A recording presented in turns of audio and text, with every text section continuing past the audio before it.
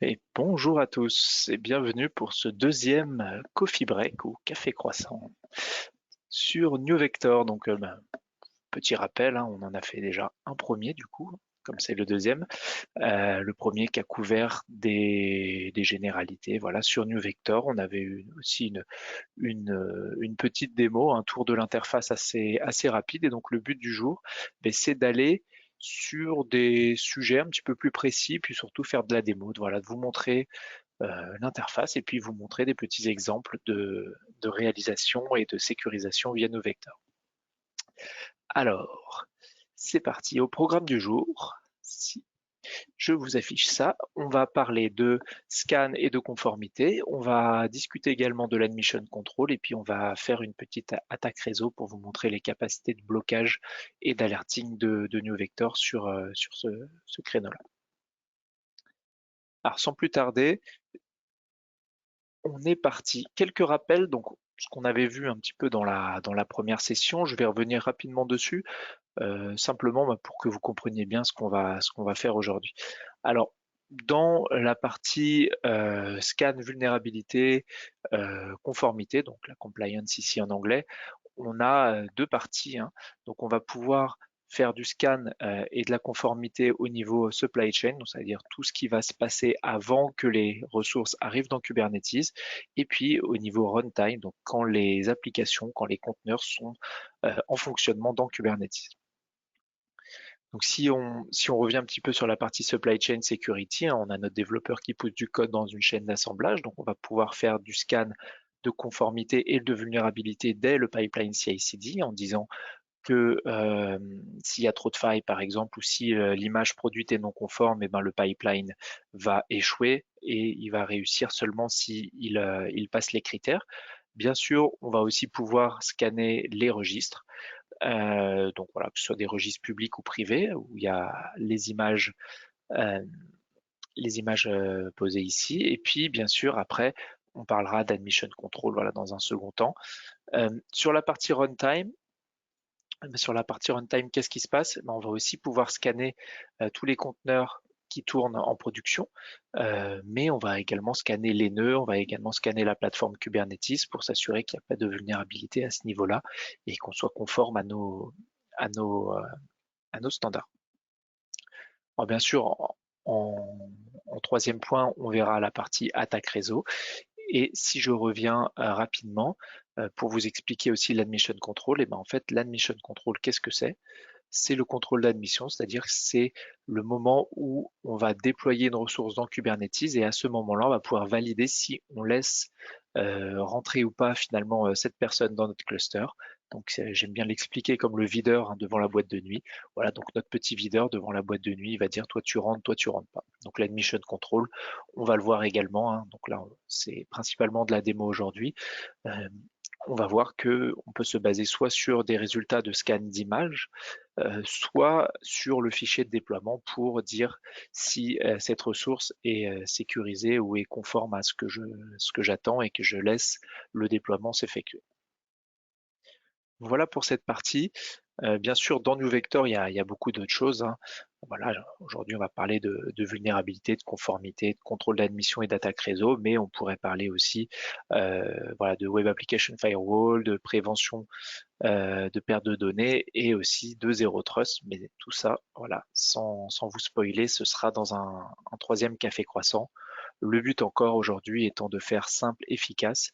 Voilà, on a encore une vingtaine de minutes devant nous, donc on va directement passer à la démo. Alors, scan et conformité. Si je vous affiche hop, une petite interface New Vector, n'hésitez pas à me dire dans le chat, vous avez une question, et ben il y a un menu pour ça. Voilà, le menu s'appelle questions normalement d'ailleurs. Vous allez pouvoir poser vos questions. Si c'est des questions voilà, sur la théorie ou la pratique, on prendra 5 minutes à la fin pour y répondre. Alors l'interface NewVector, on l'avait présentée dans le premier rodéo, je ne vais pas vous la refaire. Ce qui va nous intéresser aujourd'hui, c'est la partie scan et conformité. Donc on va avoir voilà, différents éléments, il y en a 4 ici pour cette partie scan et conformité. Tout d'abord la plateforme, hein, donc la plateforme Kubernetes. Donc là j'ai une plateforme, j'ai un cluster Kubernetes en RKE2. Voilà, il y a rien de spécial sur cette plateforme-là. J'ai pas de faille de sécurité. Sur mes nœuds, là, ça va être un petit peu différent. Donc, j'ai de l'Astless 15 SP4. Ça pourrait être des OS Red Hat, des OS Ubuntu, hein. Voilà, il y a pas de ségrégation ici. On accepte tout le monde. Donc, quand on va sur mes nœuds ici, je peux lancer un scan. Donc là, il est déployé en mode automatique. Donc, automatiquement, il scanne mes nœuds de manière régulière, mais je pourrais aussi le lancer manuellement. Et en fait, ce qu'on voit, c'est que j'ai deux options ici. J'ai la partie compliance et la partie vulnérabilité. Donc, dans la partie compliance, ça se base sur le CIS Benchmark version 1.6. Là, on voit ici. Et donc, en fait, je vais avoir des éléments de conformité sur mon cluster Kubernetes et sur mes nœuds. Et donc, on voit que c'est des éléments de type dans la catégorie Kubernetes. Et donc, j'ai des recommandations. Donc là, par exemple, il faudrait mettre des l'autre Anonymous à false pour passer le CIS benchmark. Donc voilà, j'ai des options qui sont conformes et d'autres qui ne sont moins. Pour la partie vulnérabilité, j'ai aussi tout un rapport des vulnérabilités de mon nœud. Donc là, c'est les CVE. J'ai aussi un lien. Là, je peux cliquer pour aller directement sur la CVE et avoir beaucoup plus de détails sur ce qu'elle implique. Et j'ai surtout, élément intéressant, le package qui est concerné et puis surtout la version vulnérable et la version où il y a le fixe. Donc j'ai ça pour mes nœuds, mais j'ai également ça pour tous les conteneurs qui sont sur mon cluster Kubernetes. Donc là, par exemple, j'ai un conteneur Strut. Je vais pouvoir voir les éléments de conformité, donc toujours aussi CIS benchmark. Donc là, c'est la catégorie Docker puisqu'on est sur une image. Enfin, on est sur une image, on est sur un conteneur des dérivés d'une image avec voilà une description et puis un ID. Et bien sûr, j'ai cette partie vulnérabilité avec toujours pareil mes CVE qui touchent le conteneur avec le package, les versions vulnérables et les versions fixées.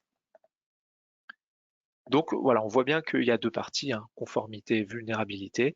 Et sur la partie registrie aussi, on va pouvoir aller scanner les registres, des registres d'images où j'ai les images de mes conteneurs qui vont être utilisées par mes applications. Et donc par exemple, si on retourne sur mon image Struts, là qui était ici, on voit que c'est une image alpine. Et surtout, on voit le nombre de vulnérabilités. Donc, il y en a 109 vulnérabilités hautes et 93 de type médium. Et puis, si je clique sur l'image, ce qui est assez cool, c'est que j'ai aussi toute la vue par layer de l'image. Et donc, en fait, si on part du bas, donc là, je vais ajouter un fichier, puis je vais remonter en fait dans toutes les layers de mon image. Et à chaque fois qu'il y a une layer, je peux voir si dans cette layer, il y a des vulnérabilités, lesquelles elles sont, et puis bien sûr, comme d'habitude, le package, les versions vulnérables et la version fixée. C'est très intéressant cette partie-là parce qu'en fait, je peux revenir vers mon développeur et lui dire, voilà, quand tu as ajouté l'OpenJDK 8 là, dans tel layer de ton image, tu as ajouté 26 vulnérabilités de sévérité haute et 69 de sévérité médium, ce qui est quand même pas rien. Et donc, je peux remonter comme ça jusqu'en haut. J'ai aussi la compliance sur mon image, voilà. Donc là, c'est des compliance de type Kubernetes ou de type Docker, mais de type image. Et donc voilà, par exemple, il y a des recommandations ici que je pourrais suivre pour être compliant avec le CIS benchmark et certaines normes. Dernier point, dans mon image, j'ai des modules. Donc, qu'est-ce qu'on appelle un module? C'est l'OpenJDK, c'est Tomcat, c'est OpenSSL, hein, c'est des choses comme ça. Donc, ça peut être des packages, mais c'est surtout aussi des modules au sens Java, des modules au sens Node.js, des choses comme ça. Et donc, en fait, pour chacun des modules, j'avais une vue, comme d'habitude, hein, sur ce qui est vulnérable et surtout sur ce qui est fixable. Donc là, voilà, toutes ces choses où il y a des fixes. Et par exemple, la Tomcat, voilà, on voit qu'il y a un truc qui est unpatched, donc qui finalement ne pourra pas être patché. Donc il va falloir trouver d'autres mécanismes. Et là, c'est la partie Zero Trust qui nous aidera pour ça, mais pour se prémunir contre l'exploitation de cette vulnérabilité.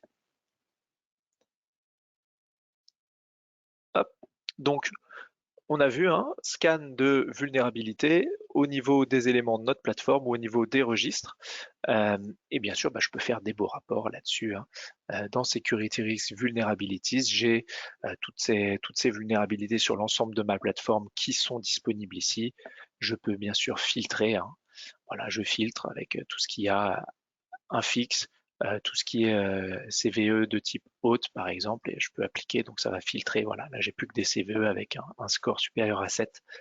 Et tout ça, bien sûr, je peux générer un PDF euh, avec toutes les vulnérabilités dedans.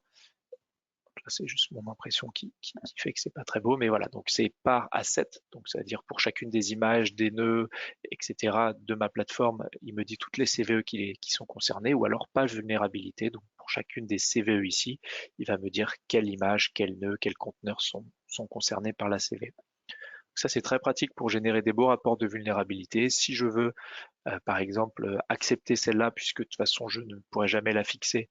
Celle-là, elle est peut-être un peu haute, mais voilà, je peux cliquer sur Accept et après, j'ai un menu où je vois tout ce qui est accepté et qui ne figurera pas dans les rapports, qui l'a accepté, quand, depuis où, et puis bien sûr, je peux supprimer si je veux supprimer l'exception. Pareil pour la conformité, hein, j'ai une vue sur tout ce qui est conformité sur ma plateforme. Je peux filtrer. Je peux filtrer par norme donc, ou par catégorie. Donc là, c'est Docker, Kubernetes, Custom ou Image.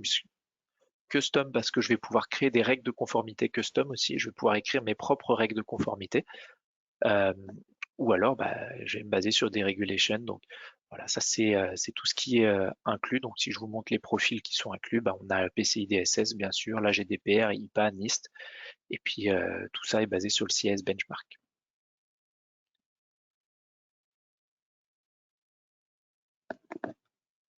Alors, n'hésitez pas, est-ce que l'audio est bon?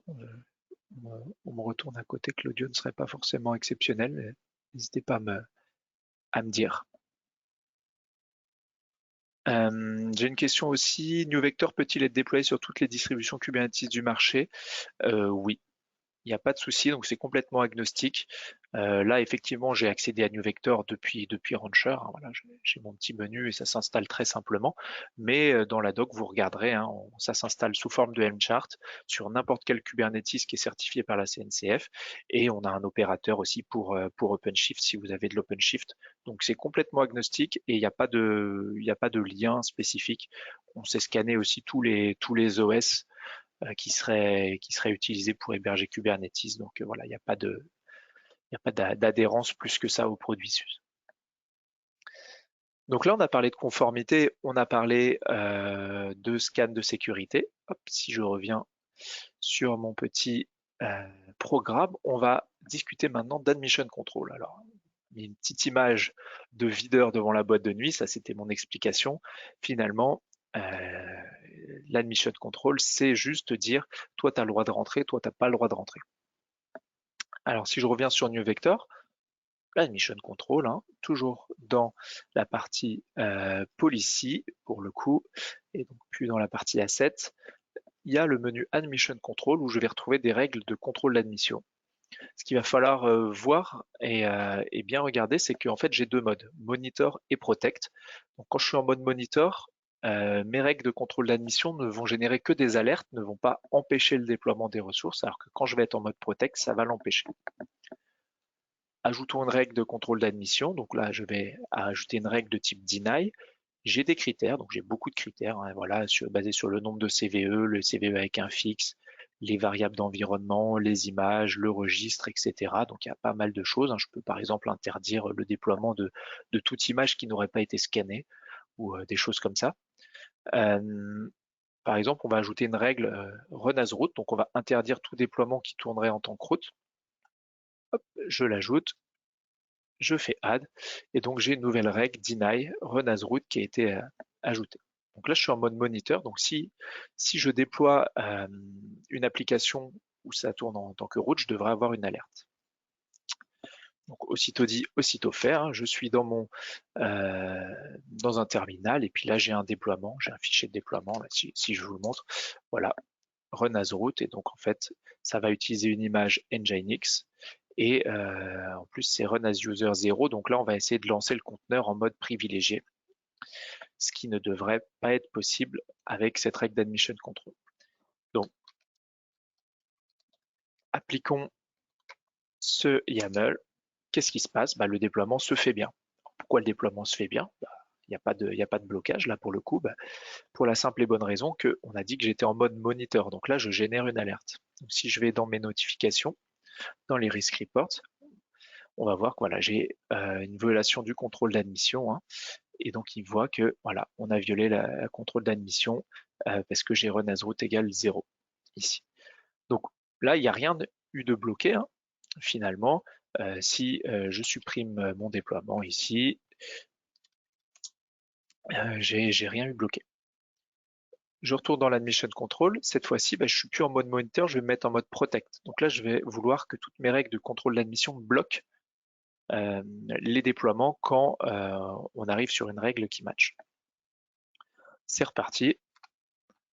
Là, j'essaye de déployer ma ressource et pour le coup, j'ai été bloqué. Voilà, il me dit que le déploiement a été denied puisque le run as root n'a pas été accepté. Et donc, si je retourne dans mes notifications, dans le risk reports, là, pour le coup, on voit que l'admission control, il est plus comme avant à denied, il est à, il est plus qu'à warning, pardon, il est à denied. Et donc, on voit que ça, maintenant, il s'est passé critique et que on a bloqué, en fait, ce déploiement. Donc, ça va être le même principe pour toutes les règles que je vais ajouter. Une dernière chose, vous allez me dire, voilà, c'est bien de cliquer dans l'interface, mais moi je voudrais faire ça un peu plus as code.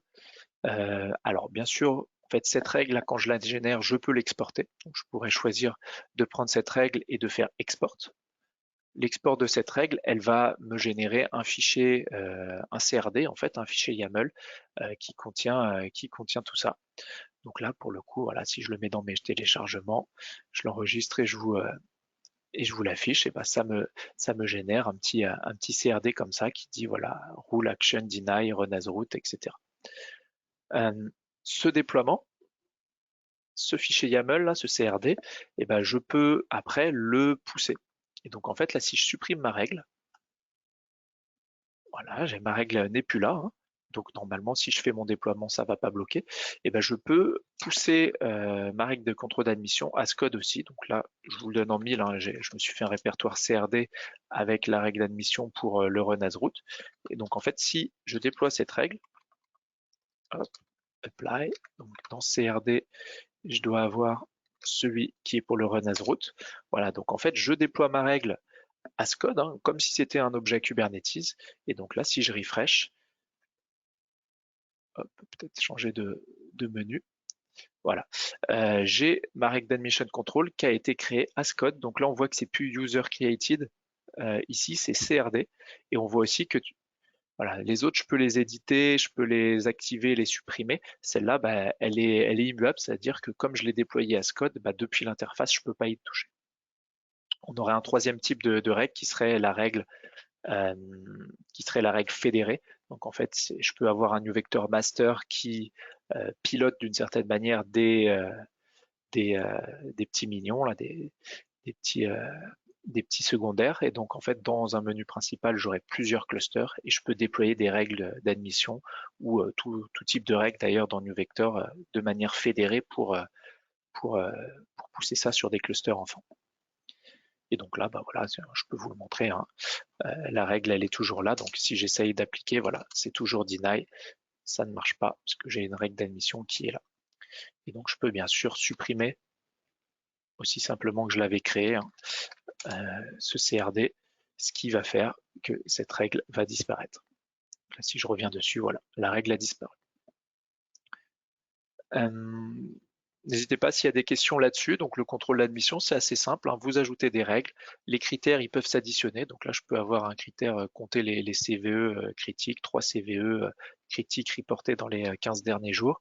Voilà, je veux deny tout ça. Et puis je peux ajouter aussi une notion de namespace, par exemple. Voilà, namespace, new vecteur démo. Et donc en fait là, j'interdirais le déploiement de tout ce qui est basé sur une image avec 3 CVE de type hôte, reporté avec un fixe reporté dans les 15 derniers jours. Et et tout ça scopé dans le namespace New Vector Demo. Donc je peux ajouter des critères comme ça les uns à la suite des autres pour faire des règles d'admission très complètes de manière graphique. J'ai aussi voilà, pas mal d'autres choses, hein, par exemple les PSP Best Practice ou des ressources limitation, des choses comme ça. Donc j'ai beaucoup de choses et c'est très simple à configurer. Voilà pour le contrôle d'admission.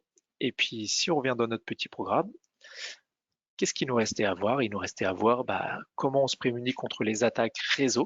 Donc en fait, par défaut, New Vector, il a plusieurs manières de faire ça, mais on a quand même un certain nombre d'attaques réseau qui sont bloquées par défaut.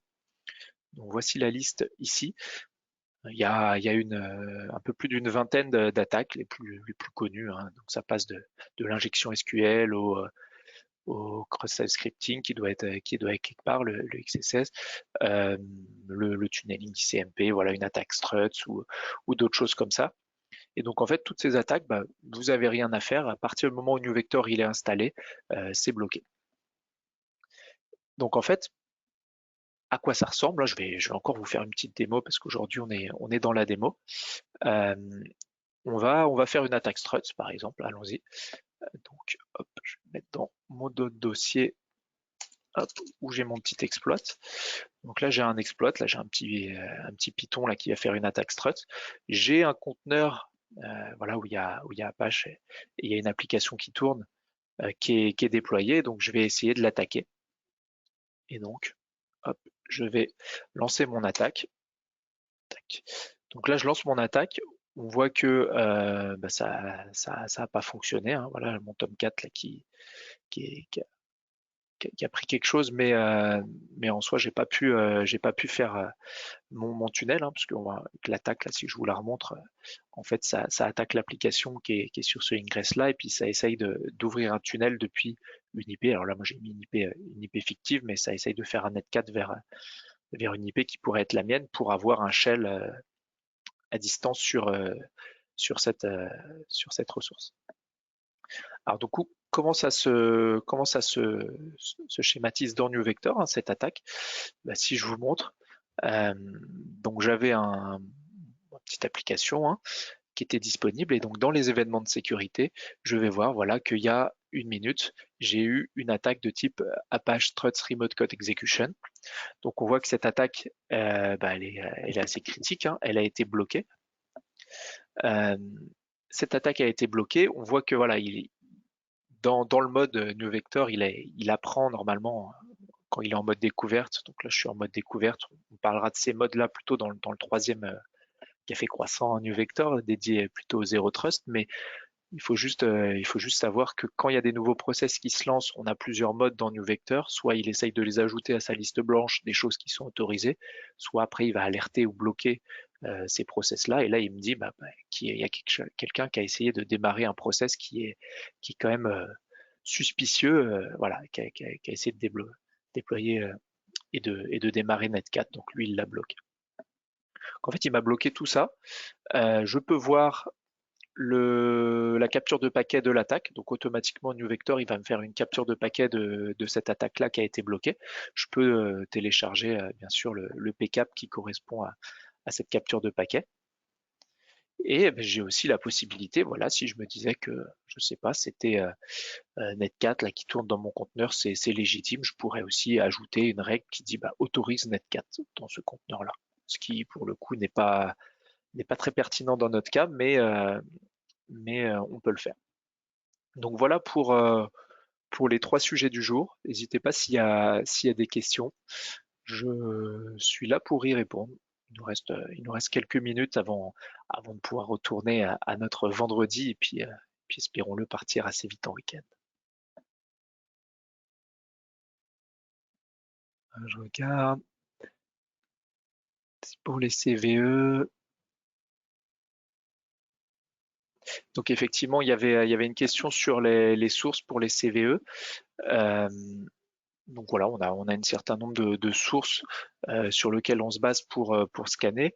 Ces sources-là sont incluses dans l'image scanner. Donc nos vecteurs, c'est natif Kubernetes, donc c'est déployé comme une application classique Kubernetes. Et donc dans l'image scanner, il y a toutes les sources. Et donc, en fait, vous pouvez aussi bien faire du New Vector quand vous êtes connecté à Internet que quand vous êtes en AirGap. Il faudra juste récupérer régulièrement la dernière image scanner et lui, automatiquement, il va se mettre à jour avec les dernières règles de conformité et de scan.